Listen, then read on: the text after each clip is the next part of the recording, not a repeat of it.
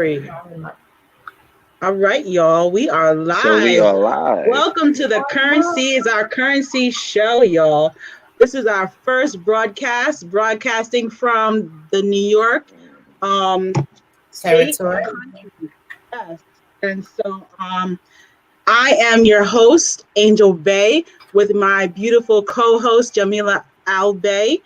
And we have some special guests in the building, Jaleel Huel, and our special guest, Chris Odin. He will be dropping the knowledge of everything astrology. All You right, already? y'all. So today we are going to be talking about leadership. But first, because we have the special guest talking about astrology, I would like to hand the mic over to Odin because I asked him to speak about astrology and what it means for us as Moors individually when it comes to the aspect of the leadership that the Creator gave us via our, birthright through our astrology. So I'm going to pass it over to Odin. How y'all doing? I'm your boy Odin, Odin Constellation. You can find me at IG at Odin Constellation. That's ODINCONSTELLATION Constellations. Now, me, just a quick breakdown. I studied astrology for about 9 years. Oh, you guys came out the picture. Yeah, you're fine. I put you Oh, there okay. purposely. Oh, all right. Yeah, so I studied astrology for about 9 years. It happened during like a depressive state of my life to where I didn't have to go to school. I was just very depressed going through this spiritual awakening. So I ended up following astrology. It just came towards me. I started meeting spiritual people. It was like a calling. Met a few with this girl and she started giving me books randomly and I felt like, all right, let me just study this stuff. And I used to sit alone, depressed, and I studied it, living in the room with my girlfriend, and then from there, I started doing rituals and things, and I started seeing magic happen. And from there, it just got better and better. Now, from my understanding of astrology, I've been doing it for 9 years. I feel like astrology is the perfect tool to know thyself, the best tool, because it deals with energy. It deals with the energy projections out of the human body. It deals with the emotions. It deals with your soul's path. It deals with your past life. So it's like a window into, you know, your spiritual reality. So if Moors and as a nation can understand their astrology and follow the stars, I believe that it can be helpful in creating your own reality and manifesting, because that's what it did for me. So All right. So thank you, Odin, for that, sharing on your journey. So now I'm gonna ask you to give the reading for Jamila and I as far oh as yes, our yes, personalities yes, and how and what we are and what yes, our purpose is and yes, all that yes. goodness. So I'm gonna break down the three main cores to the personality. So we have the sun, we have the moon, and we have Mercury, and also the ascendant. We're going to add the ascendant, so that's four. So the sun is our actions, what we project, and whatever sign that's in, that's what people get from you. The moon is just your subconscious self. It's like, it's the personality that you have within. So it's that hidden personality, that side that you suppress when you're in unfamiliar territories, or when you meet people that you don't really know. The moon deals with that and also deals with your mother and your the dream realm, the subconscious. Mercury deals with your mind and how you think, and then your ascendant deals with your aura and your personality and how people perceive you. So I'm gonna start with Angel Bay, who is a Gemini sun. Her Gemini sun is 3 degrees and it's in the seventh house. Now, as a Gemini, naturally, you're curious, you enjoy information and conversation, and you analyze, you have anxiety, you get anxiety because Gemini is ruled by the planet Mercury, which governs thought, and also Gemini deals with the nervous system, just like Virgo. So Geminis and Virgos are prone to having anxiety. So your Gemini sun is in the seventh house. The seventh house is relationships. So you're a Gemini that mainly focuses on relationships when it comes to sexual relationships. When you communicate, it could be about intimate relationships, business relationships. That's your main focus as a Gemini. Every Gemini is not the same. There could be a Gemini fourth house person. There's Geminis more interested in things that have to do with the home life. Um, your moon is in Pisces. So with the moon in Pisces, that's the fourth house. So you have a Pisces moon in the fourth, which is the home life. So the moon, like I said, is the subconscious, it's your emotions, it's who you are on the inside. So you're very spiritual from the inside. You've always been that way. Your intuition is on point. Um, when you told me when you become emotional, you can pull in downloads. So that's that Pisces moon because it deals with the emotions. And the dream realm, when you go to sleep, your dreams are probably very vivid. When it comes to the moon being in the fourth house of Pisces, that means you have a spiritual connection to the home. It doesn't mean that you sit in the home and that's your spiritual place. No, it just means that as a Pisces moon in the fourth house, when it comes to home and family, you're very sacrificial. Um, you may have a spiritual relationship towards your mother. The grandmother may have played a role in your life because Pisces is ruled by Neptune. Neptune has a tie to our grandmother. So a lot of Pisces people, their mothers aren't in their life that frequent. Their grandmothers mainly takes on that role. So yeah, that just means you have a spiritual connection to the home. You're very sympathetic, you're empathetic. The only thing with that is that people can take advantage of you with that moon because growing up you may have been too sympathetic. You may have done too many things for people and then they try to take advantage of you.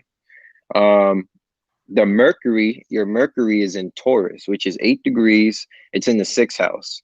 So when you have a Mercury in Taurus, this creates overindulgence sometimes into things like food, you know, wine, luxury. Your thoughts are very stubborn and fixated. So when people are communicating with you, they'll feel you may act a little bit stubborn even if you don't see it. You can act like that, but being that you are of your higher self, you may not do that. So yeah, and also means that things have to make sense to you in order for you to agree with it. That's what it means because Taurus is practical. It's an earth sign.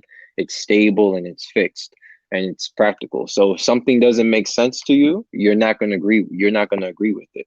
With your Mercury in the sixth house has to do with health, work, and service. So as a Taurus moon in the sixth, you're very focused on health and well, you may be health conscious of yourself. You may and you're focused on work. You like to work. You want to make money because Taurus rules money and values and finances. So you value work and routine. You may have a routine that you've been stuck in before because it's the sixth house. The sixth house is ruled by Virgo. Um, and your ascendant in Scorpio, this makes you very intense. It makes you blunt. When you're communicating as a Gemini, you come off very blunt, very sharp, and you get very deep down to the core of the conversations. So when some people are dealing with you, they have to understand that you are going to get very deep when you conversate. So when you talk about sex, when you talk about, you're going to get deep, you're going to go deep into that. And as a Gemini, you're very curious. And as a Scorpio rising, that also makes you a little bit of an investigator. Because so it's like yeah, you're a little bit of an investigator. So you watch your surroundings when you're in a room, you know, you're very observant. And anytime something is of a secret or seems secret, like you have an interest in it. So if it's something like investigation or, you know, like a murder, as a Gemini, you become curious, but as a Scorpio rising, you want to go deep and you want to investigate it and figure it out. And that goes with emotions as well. If you're dealing with somebody and they're acting a certain way, you're not just gonna ignore it. You're gonna want to get deep into the heart of the issue. Even if that person doesn't want to, you're gonna force that because you, like I said, you're a Scorpio rising, so you're a little bit intense. So it's gonna come off Yeah, intense. Hmm. precisely. So those are your three breakdowns. Ashe, that is me in yes. Yep. Right And at the then head. I'm gonna get to how to mama. Miss How to Mama. Let's go. You are a sun in Virgo, 15 degrees, 12th house, right? So this makes you a spiritual Virgo, a very spiritual Virgo who's focused on spirituality, solitude, healing, and serving others through spirituality, which I see you do because you created like the hair, that serum here. So this has to do with details. So is ruled by Mercury. Virgo pays attention to details, and it's healing. So being that you're a 12th house Virgo, anything that has to do with healing and serving others, that's what you're going to project. So that's why things like this manifest in your life. Things like this. And things like this have to do with detail because this has ingredients in it. So Virgos have to take all the details and the ingredients and put them together to create something beautiful. That's a 12th house spiritual Virgo. Your moon is in Taurus, and that's the 8th house. So, like I said, the moon in Taurus, that's values. That's also when you become emotional, you can be a little bit fixed. You can become stubborn, but also a Taurus moon does make you down to earth, makes you very down to earth. It makes you appreciate beauty. It makes you have a lot more patience than other people because Taurus is all about patience and stability. So you may not get angry that fast. You may like it may take a little bit of time because you have that, you're a earth, you're double earth. You're a Virgo sun and a Taurus moon. So that's double earth. So you're very practical and stable. So it may take a while, but your Taurus moon is in the 8th house, which is the Scorpio house, right? So you have some scorpionic quality. So, for instance, you may be able to feel the energies of other people in the room. You may get anxiety. This may bring you anxiety because as a Virgo, you're ruled by the nervous system.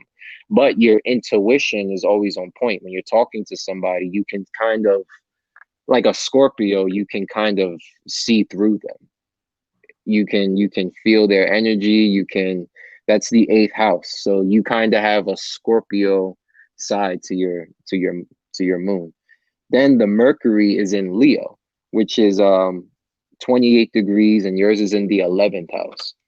Now, Mercury and Leo just makes you a creative communicator. So I see that in you when you communicate, because when you talk, you're very like you're hyper. You're like, oh, guys, this, yes. Huh. So I see that Mercury in Leo, that creative spark to your when you talk. That's fire. Leo is a fire sign.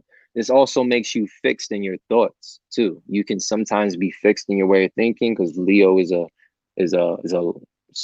fixed sign. It's fixed fire. It's stubborn. Wants to be the rule of the jungle. So you may be a little bit fixed when you comes to disagreements. You may not do that because, like I said, you're of your higher nature. So maybe you're conscious of that. So but with the Leo being in the 8th house, and no, it's in the 11th house. I'm sorry. So with Mercury and Leo in the 11th house, you come to life more when you're dealing with groups and friendships. So your personality sparks a little bit more. Like your creative expression comes out when you're dealing with spiritual groups, because 11th house has to do with like friends, hopes, and wishes and groups, you know? And also that makes you a bit of like a scientist, and it makes you a bit has a genius. It makes you a little bit creative when it comes to scientific endeavors. So for instance, again, with this, this is creative. So you took your own ingredients or special ingredients, you put it together, and now you're sharing it with others, which is the 11th house, groups and friends. And you're sharing it with the world, the Aquarius house, humanitarianism, healing. You understand? And then you got your ascendant in Virgo. So you have a lot of anxiety. You go through a lot of nervous energy. Your ascendant in Virgo makes you a diligent worker. So you're all about just work and service because you have a lot of Virgo energy, lots of Virgo energy. Yep. Yeah, that's basically it. It's 26 degrees, and that's your first house. So that's just a quick breakdown of both of you. Not too much details. Wow, that was intense, wasn't it? Constellations is on point. Hey, son. Yes, sir.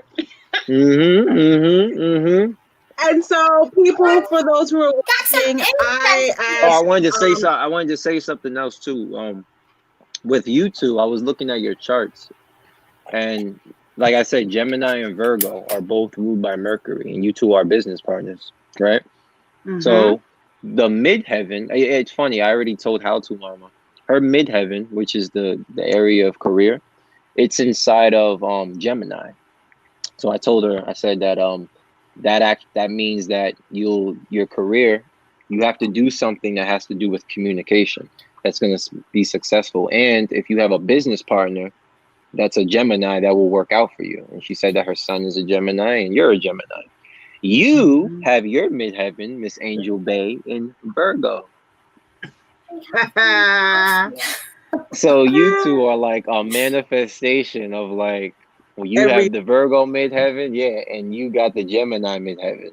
So, and that's both Mercury energy. So both of you have similar energies. The only thing that's different with Virgo and Gemini is Gemini is a little bit more chaotic with its words. And Virgo, because it's an air sign, Geminis just say shit off the top of their head. They don't think. They just say like, "Mom," they just say. Virgo is a bit more practical. Virgo deals with the nervous system, so Virgo is a little bit more cautious and practical and stable. So they may analyze their words before they say anything. Yeah. Thank you, Ashe. Ashe. Yeah. So interesting because my attribute of Al Bay, Al, I chose because the owls are scientists. So the fact that you are saying that I deal in science. Yep. Yeah. 11th house Mercury. Yep. Awesome. Yes. Thank you for that. That was amazing. And for the people who are watching, yes, I had asked Odin to do that reading because I want the people who are viewing us in the now and in the future to know who we are, to understand who we are and why we are the way we are. Because I know I am spiritual, sexy, and sassy. And for How to Mama Jamila, I say she is fun, she is fierce, and she is fiery because that is who she is as well. So, yes. And you guys got that opposite energy going on too, because she's a Virgo and you're a Pisces moon. Virgo and Pisces are polar opposites. So you guys already have that opposite attraction going on. Opposites attract. People need to know who we are. So when we dropping it and we giving it real, raw, and live, that we're coming from a place of truth and honesty and sincerity. And it's not faking the funk. This is who we are because this is just the way Allah made us. Thank you very much. And so on that note, can we bring this into the topic of leadership? All right, y'all. So now that we know who we are, we don't necessarily need to look outside for leadership because it's within us. But for the rest of the world, what does that look like for them for this election? Jamila, I'm gonna pass it to you. Oh my goodness. Well, in terms of the leadership with the elections, I would say for myself, I'm focused far more on the local elections because, the local elections, the people who we deal with locally are congressmen and senators and are, councilmen or aldermen, depending on which part of the country you live in. These are the people that really affect us on the personal level. And we could also get to them. Like usually you have your congressman, like my congressman's office is right down the street. I actually know him. I've seen him at a lot of events. I've gotten an opportunity to speak to him often. So yeah, what did I want to say about that? The presidential election, let's get to that. I'm not thrilled about who's running at all. But this is a republic, and we the people, and how I feel is that we must go out and vote.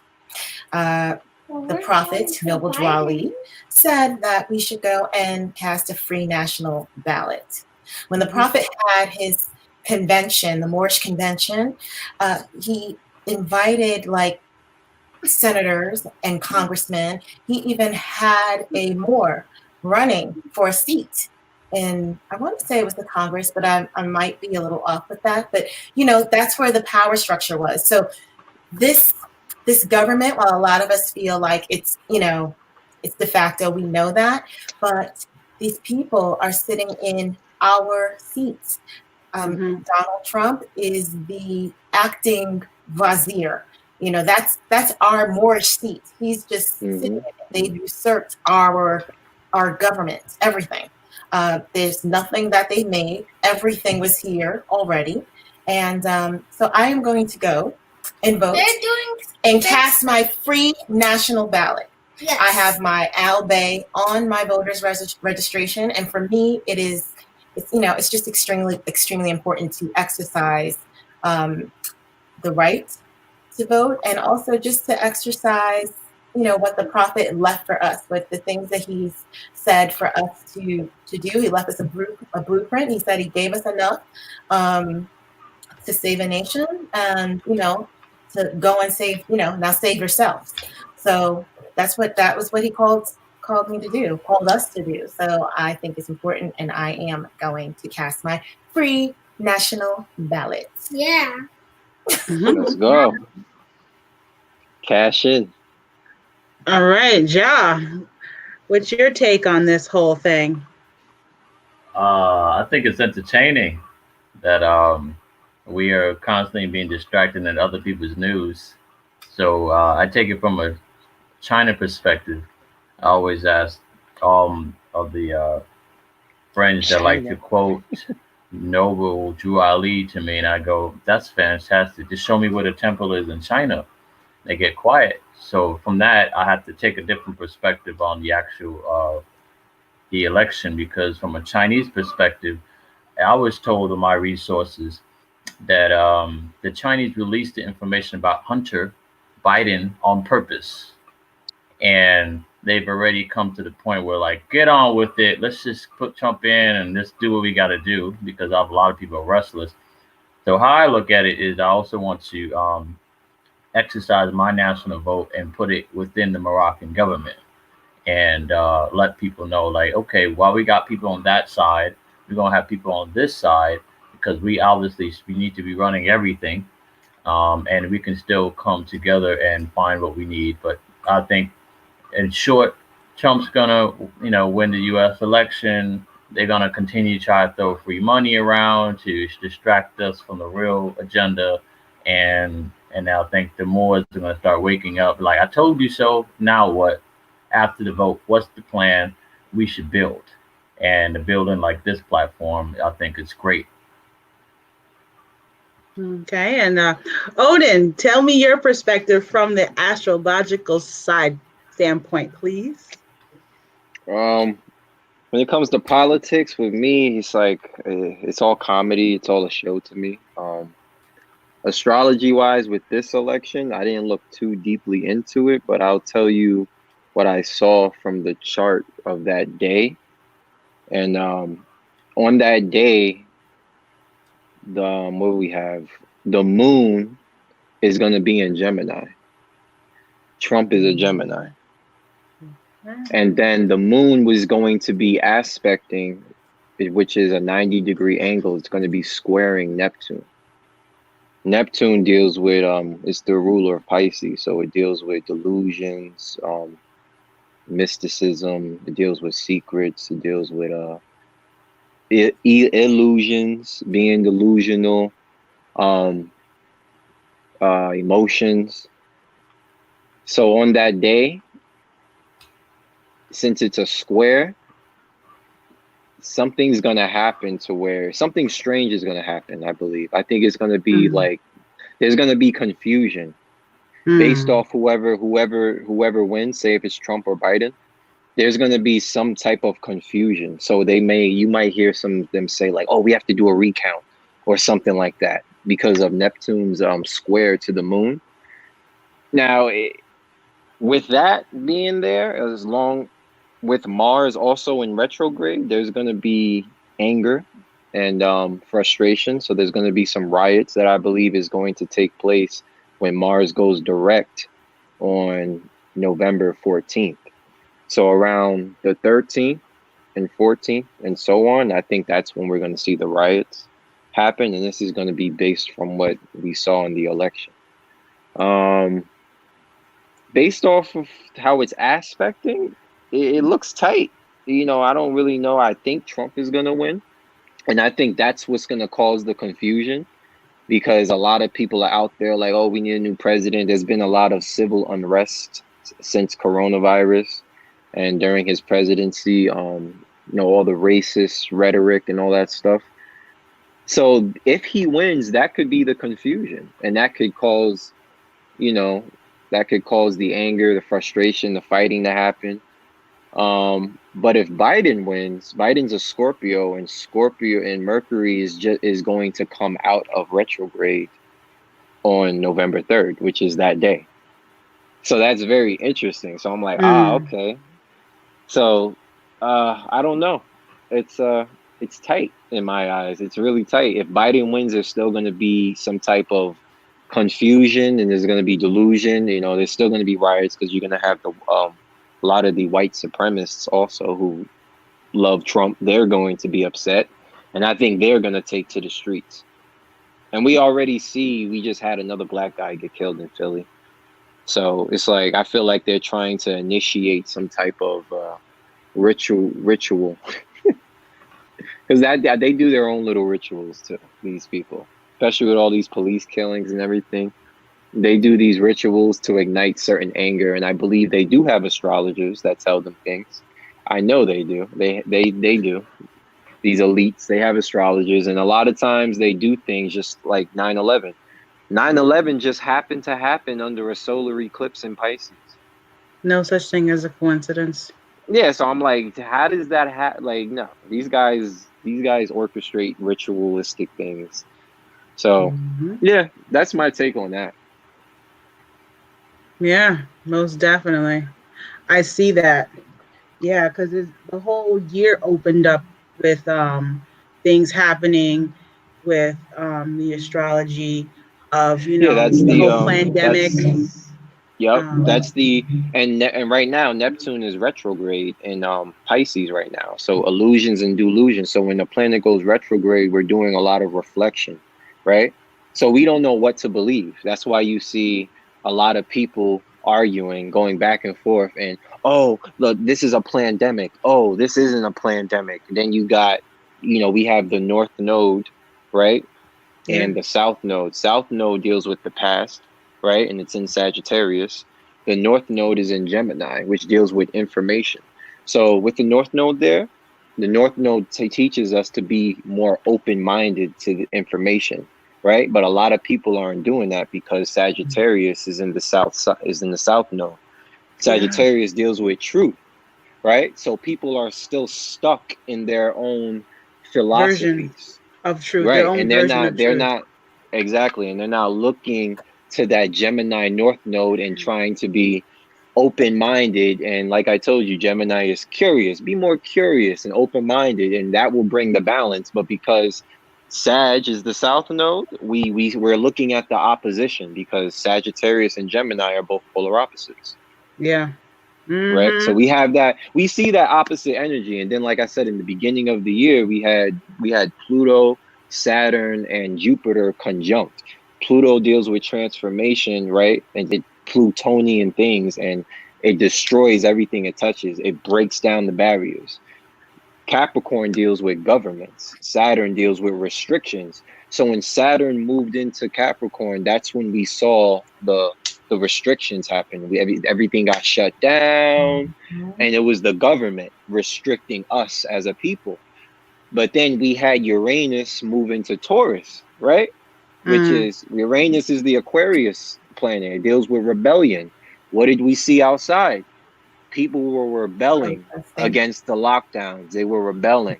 Then we saw the George Floyd situation happen. We saw people fighting, going against the government. Plutonian energy. You see all this Pluto. You see a lot of this Saturn energy, Chronos. You see all of it taking place now. This is just a restructure. This is all Capricorn and Pluto's restructuring of the system. So 2020 is hard, right? And then we had a lot of a solar eclipse this year. We have another one coming up in December.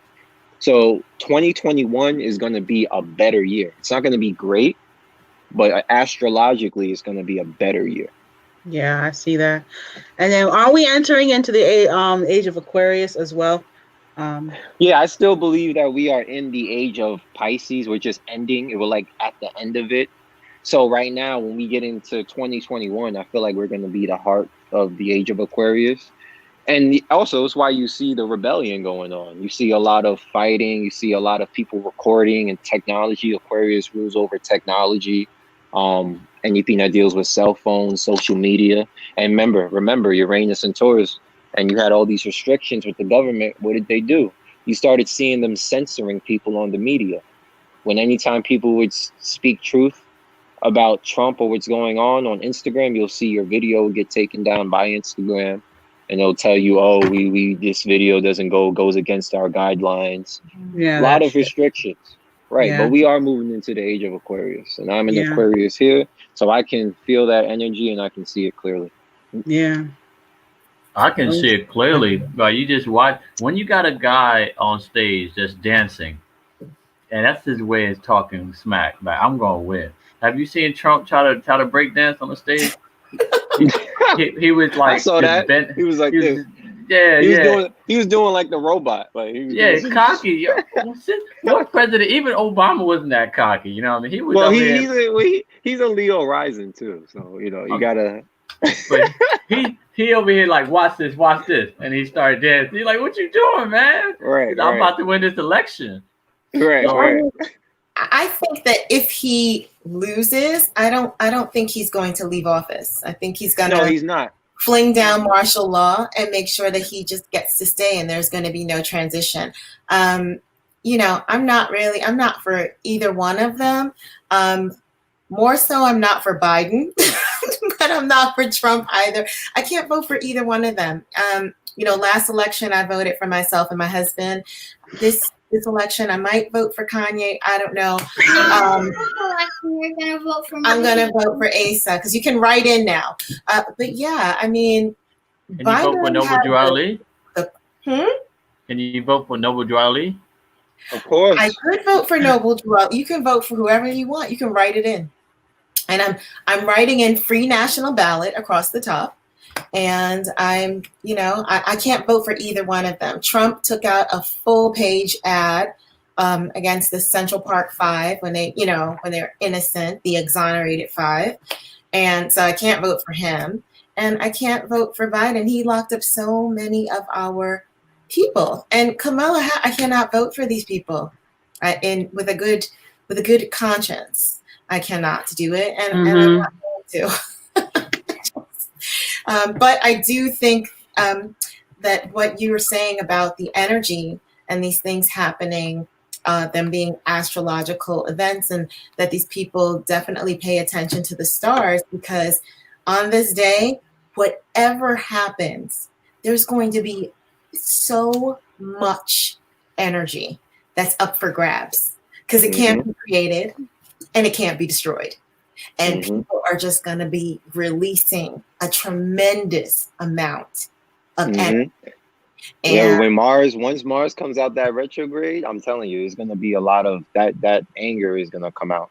Right now, everybody's suppressing certain things. Like everybody's just waiting to see the results. But then once Mars goes back direct, that is going to be easier to put out your force.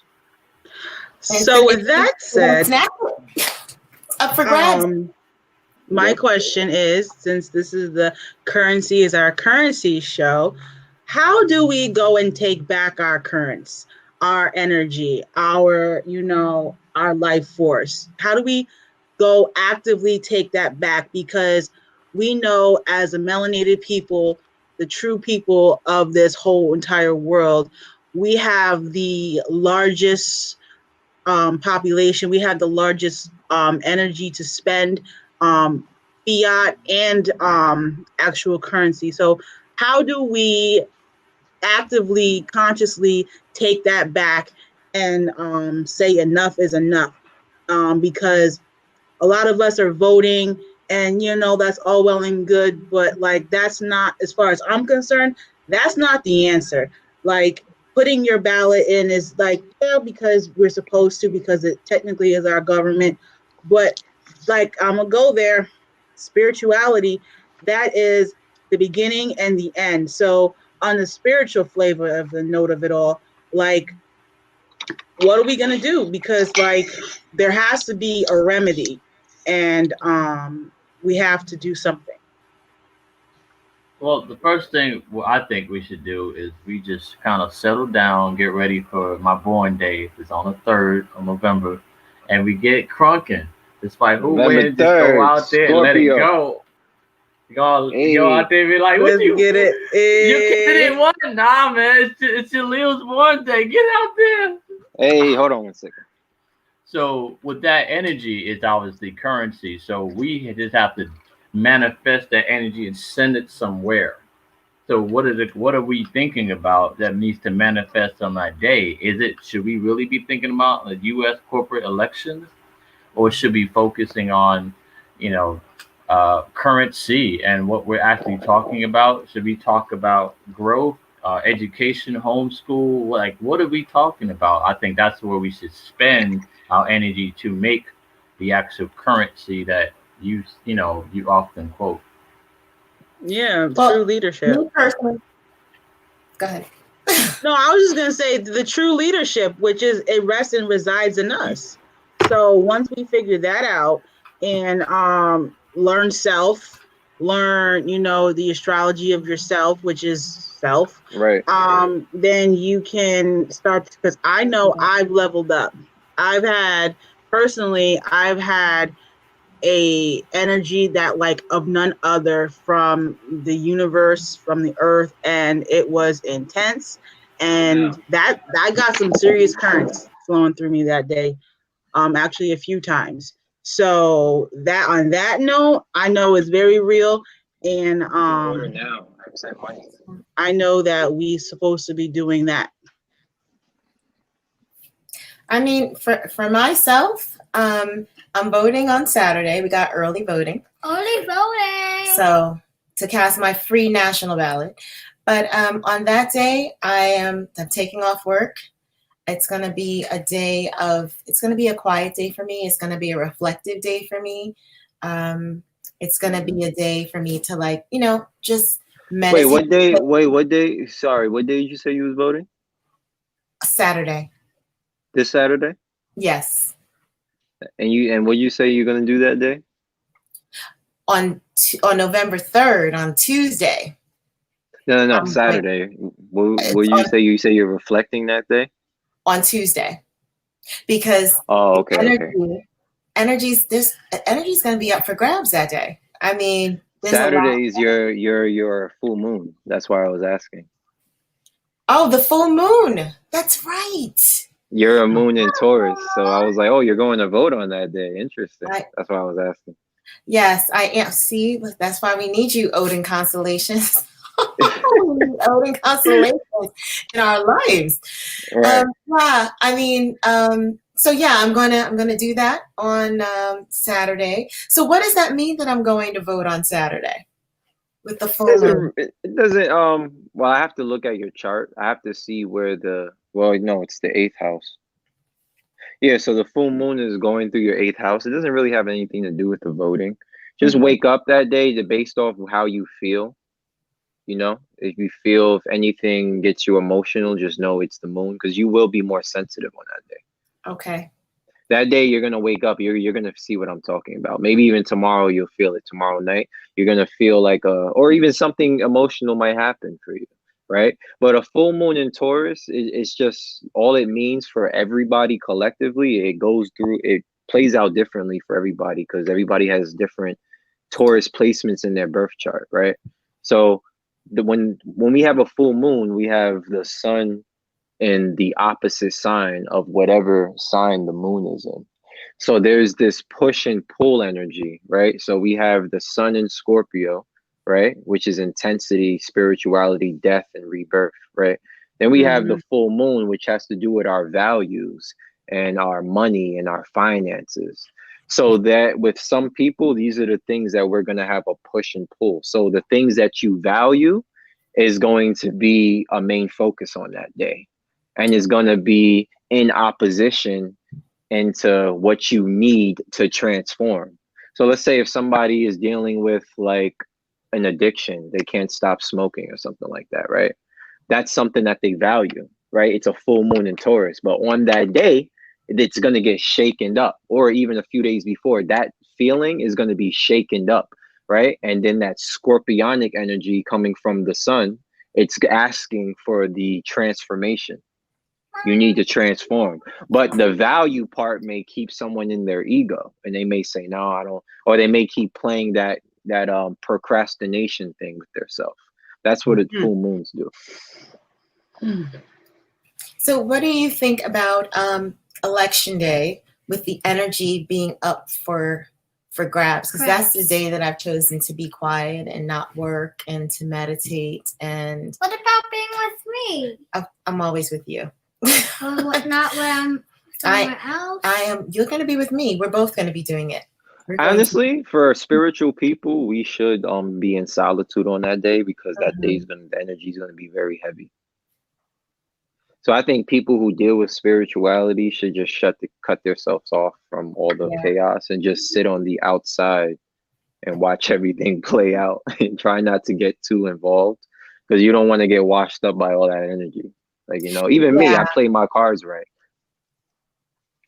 That's how that's the message that I get from the ancestors, to be quiet on that day. Don't even get involved. Don't watch even me. None of that. Me.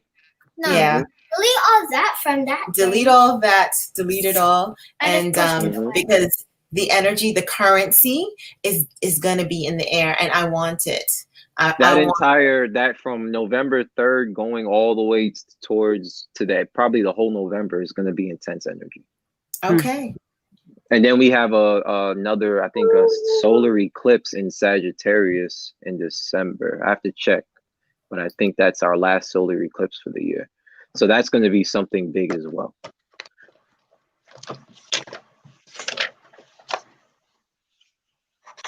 Ja, you got anything to say or add? In terms of the solar eclipse, or in terms of the election, I think in terms of energy grab, I think the energy is always there. It's just a matter of just putting ourselves in a position to know what we're going to do with the energy. Just like Jamila has stated, there's no energy created nor destroyed, but the energy is always been sitting around waiting, which is part of, reason of my success when I do some of these events. We've done the mock trial events and the cooking show, is because there were energies waiting to be directed. And so I just gave it a direction. I put a flag on it, and I said, let's sail. And not surprisingly, people were sailing with me because they knew that they needed somebody to steer them a certain direction. So everybody's waiting for November 3rd to then go, now what, right?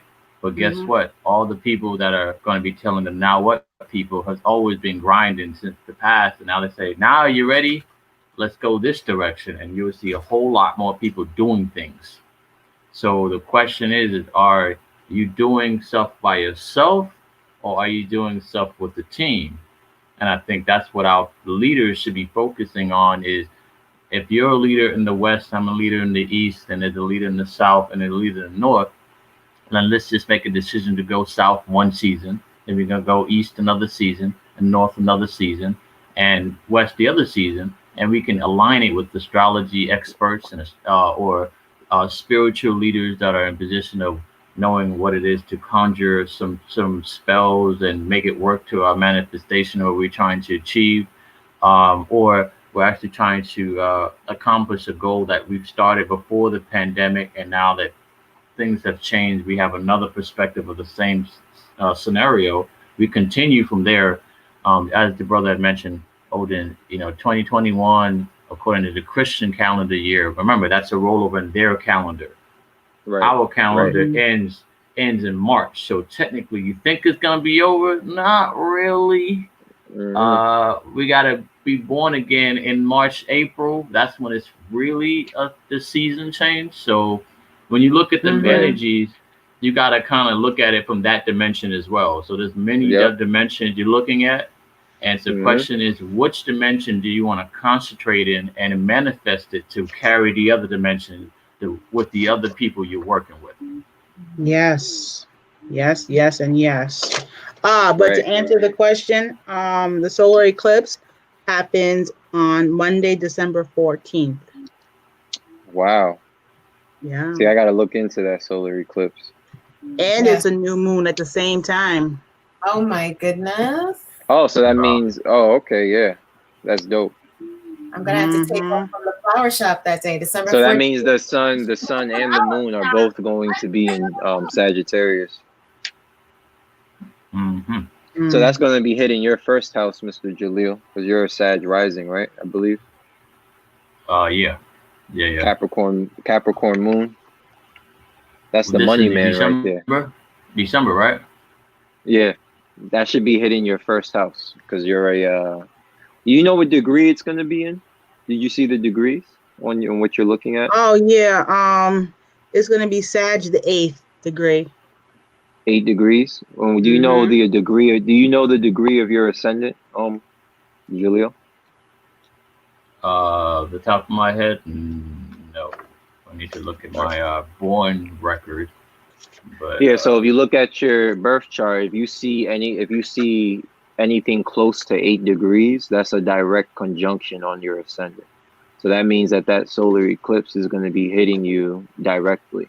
So if it's within 5 degrees from 8, then that's going to hit you. So if it's 9 degrees, if it's 10, 11, 12 degrees, it's going to hit you. At what capacity? In terms of wrecking my plans or actually manifesting? Well, that's the thing. I don't have your chart, so I can't really tell you. But it's Sag energy. Sag energy is usually positive, and I think that's the time when we come out of December, we have that solar eclipse. I believe, being that Sag deals with philosophy and truth, I feel like we're gonna finally get to the truth around that time. Like there's gonna be an understanding collectively with everybody and people. Like everybody's gonna finally we're gonna get to the bottom of everything that we've been wondering about. You're gonna get that aha, which is an orgasm in the brain. Yeah, like that aha moment. I got planned in December. It is the 19th. There's another mock trial in Dallas territory. So we'll see what happens, during that time. But the manifestation of getting prepared to go there is going to be a journey. Oh, well, Sag deals with travel too. So long distance travel. So that's a journey. Yeah. Very long distance travel. Yeah, Yep. I'm a YouTuber. A long distance travel. That's that new moon and Sag energy right there. Actually, to be more frank, I'm going to be going abroad around that time and be back for Dallas. I won't say where, but I definitely will be going abroad, and it's not China. So it's going to be very interesting that time of the year. Yep. Interesting. All right. Okay. Ring a ding ding. Yeah, but I think what we all should be focusing on is basically the communication methods that we get the word out. So during these energies, as we try to articulate, for me, I've been articulating well enough to spark up some activities amongst some, dormant or complacent Moors. And just came back from Khalifa, and the energy out there, it's like the ones that I speak to, there is desire. However, the infrastructure to build something that would be sustainable isn't quite set. So I've done the research, and I'm not ready for the West Coast. I love the beach and the energy, But the Moors, they're waiting for people on the East Coast, and I think that kind of ties back into the same methodology, the way the 13 colonies was established. It was first came in one territory, then it expanded, and I think that's going to happen, or it's already happening, honestly. Just how this group came together. Who did it start with? It started with Jamila, then I met Angel, and then here comes Odin. So it's a great manifestation. Can you talk about that, Angel? Like the creation, the basic experience. Like we all have different perspectives of a certain thing, but how was it that we're able to all kind of create the synergy to even come up with this show? Yes. So when I first met you on another broadcast, I gave you my word I was going to meet you in real life, and I did. I traveled to Littlefoot in Connecticut, and I met you, and then Picola, yourself, and myself, we went and had broke bread and got to talking. As y'all know, I love to talk, and started dropping some knowledge, some jewels. And you had mentioned that I need to get on a platform and speak the truth about things, and because I give a different perspective on things, because it's that spiritual energy that is within me.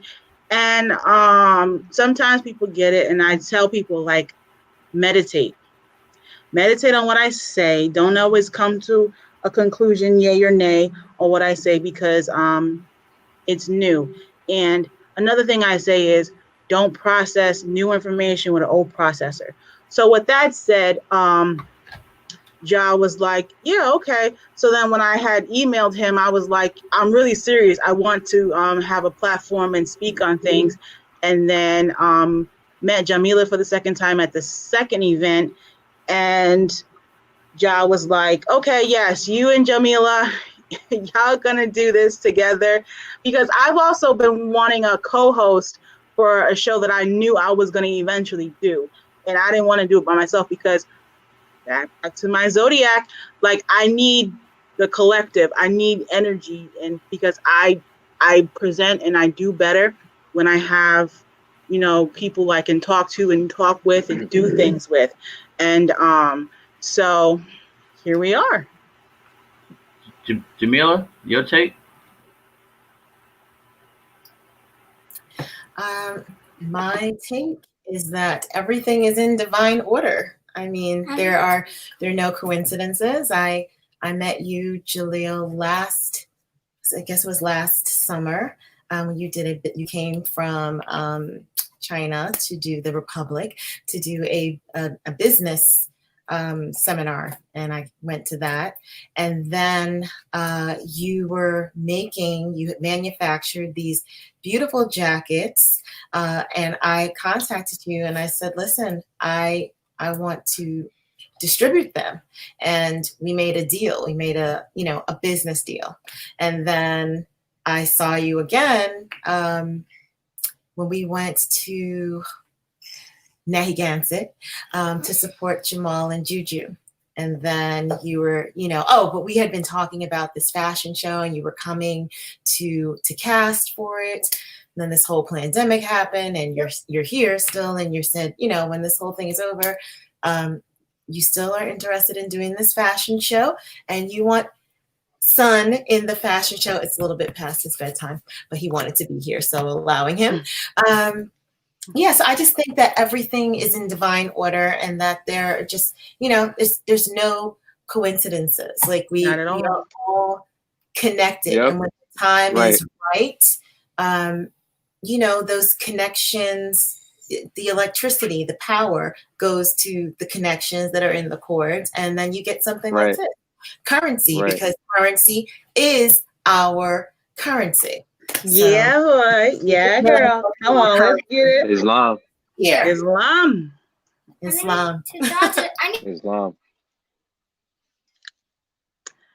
So why do you feel that, Jamila, like the actual currency, we need to talk about certain topics? Like what really stood out for you to being a co-host of this wonderful show? Well, on my platform on Instagram, the How to Mama, I'm always talking about things that just affect my life on a daily basis, mostly with my son, because I am homeschooling. I'm a huge advocate. I think everyone should homeschool. Mother is our first teacher, and these formative. But I'm teaching her. Yes, he's my teacher. He's my Gemini, so he came here to teach me to communicate. And teach her more. Yes. Like one time when we did a piano, and I. All right, baby. I know it's past your bedtime. But no, and I see when you do that, I lose my train of thought. So we got to practice. We got some practice. But yeah, I mean, I'm his first teacher, and so I didn't want to hand that over to some strangers with their agenda for their inferiority training camp, because he's brilliant. We are all brilliant. All of us, we've gone someplace. All of us, I think, have gone to inferiority training camp, and our greatness. I mean, I can speak for myself. I always went to an art school. I went to, like, my whole life, I've gone to, like, School of the Arts. And so I was actually able to flourish a little bit more than, like, friends that didn't go to school with me. Because we would go to school every day in the schools that I went to, and we'd go and we couldn't wait to pretend to be somebody else. Because that's that Mercury in Leo. What was that? So that's that Mercury in Leo. The creative, that's the creative side. Every day I went to school, I got to be somebody else. So I got to escape the crack epidemic, and walking over crack vials and, like, gang violence and all the things that were going on around me. I was able to escape that because I went to the School of the Arts. But a lot of my friends didn't go to, schools like that. And the training, I was trained too.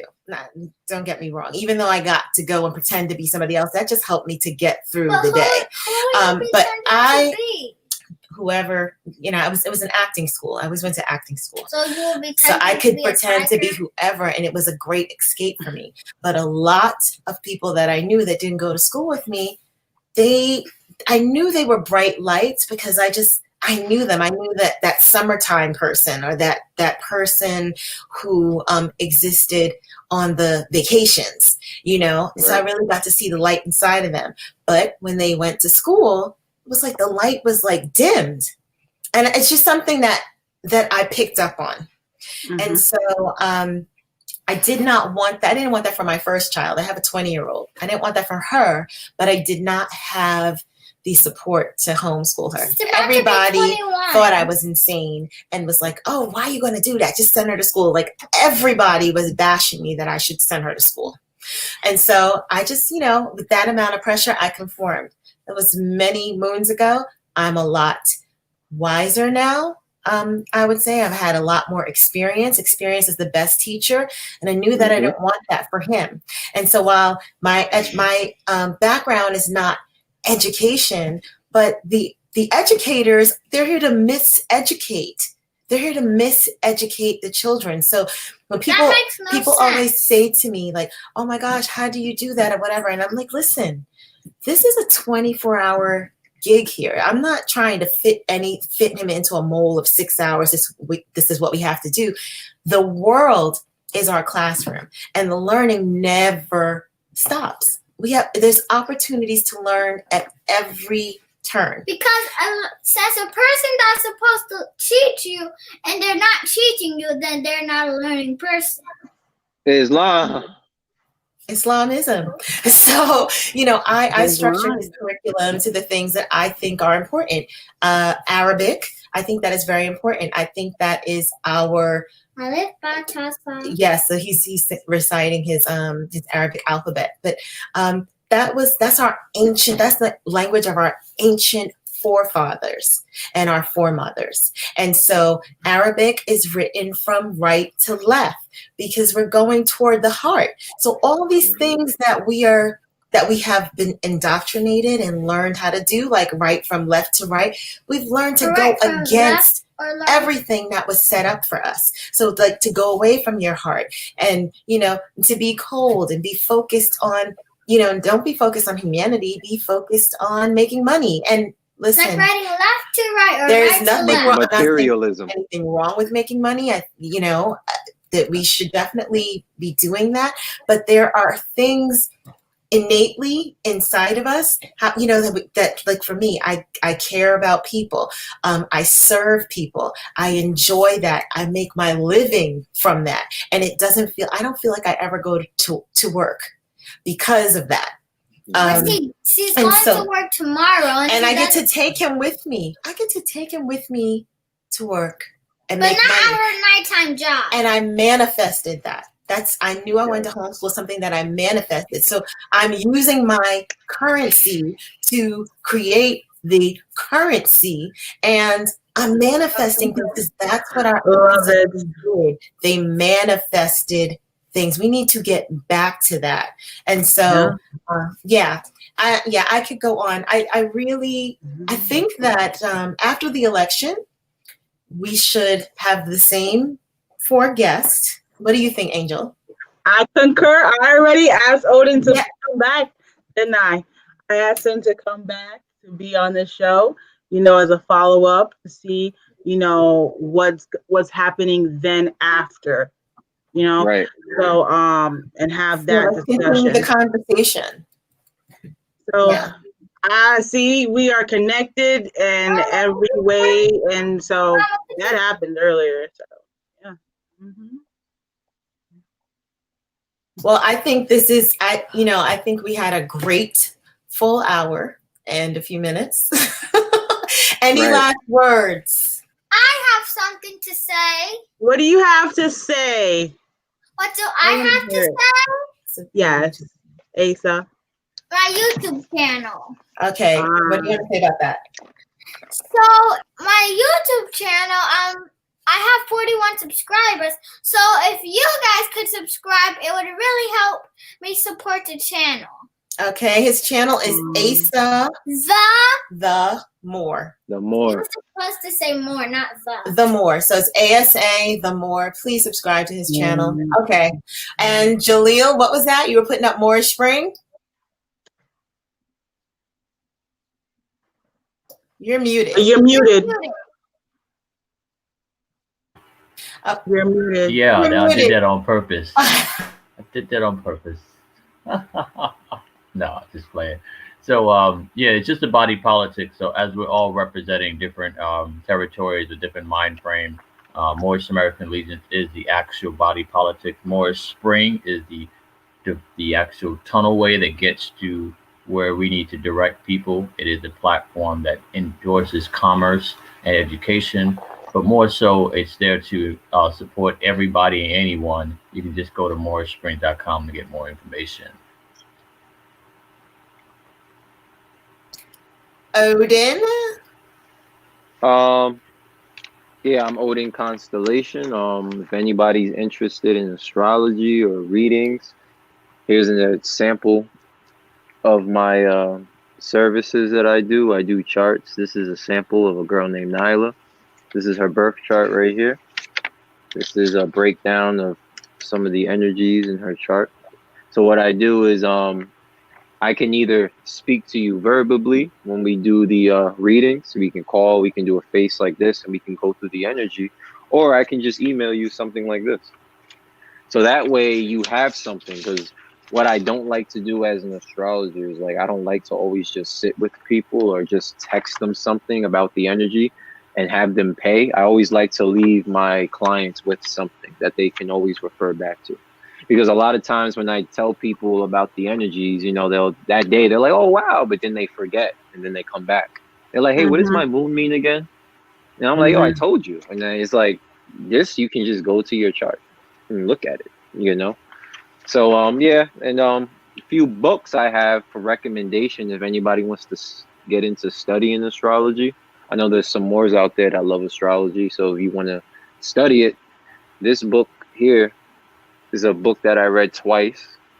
This is called The Secret Language of Astrology. You can see it.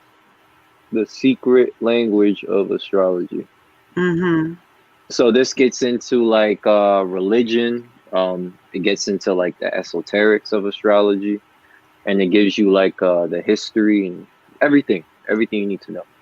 Another book I have is the first book that I read when I was studying astrology. When I like first started, when I knew nothing about astrology.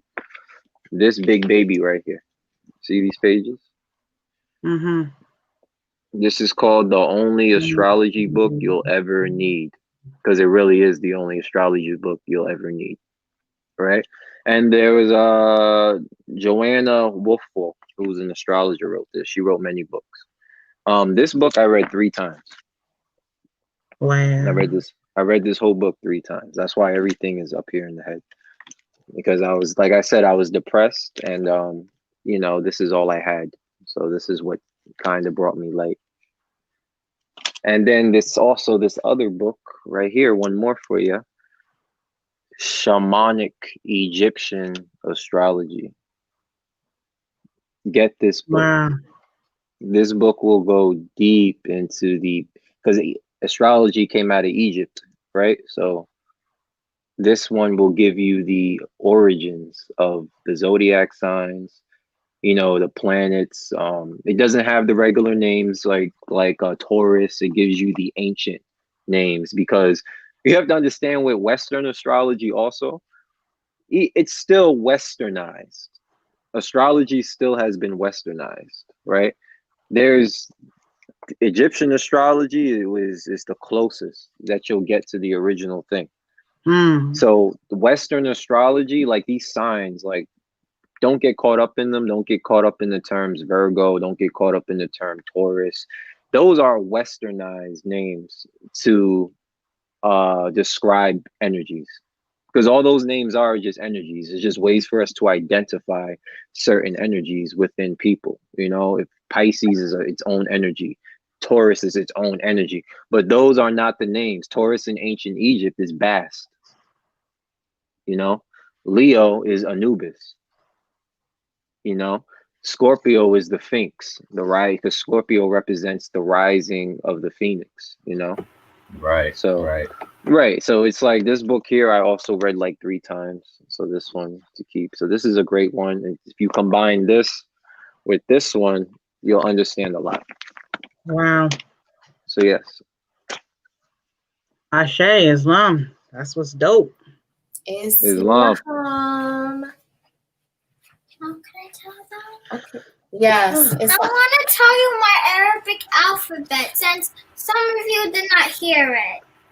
Please let him tell you his Arabic alphabet, and then we're going to bed. Go. Yeah. Alif, ba, ta, sa, jim, ha, ka, Dal. dal, Dal. thou, ra, sa, sin, ha, Shin. shin, Sod. sod, Dod. dod. Ashe, Islam. I'm so happy for him. Wonderful, Gemini. And just so y'all know, we are 1 day apart, but 30 years difference. Yeah. Yep. And so that part. Oh wow. Wow. I'm Amazing. surrounded. At good, right? It's a good thing. It's a good thing. Yeah. All right. Well, All right, y'all. So this has been a beautiful broadcast for our first ever, and more is to come. And I'm excited for the energy. And thank y'all for coming. Thank you. Peace. Islam. Ashe. Peace. Love and Bye. blessings. Bye. Thank you. Bye for now. Bye for now. That's what it is. What were you yet. doing?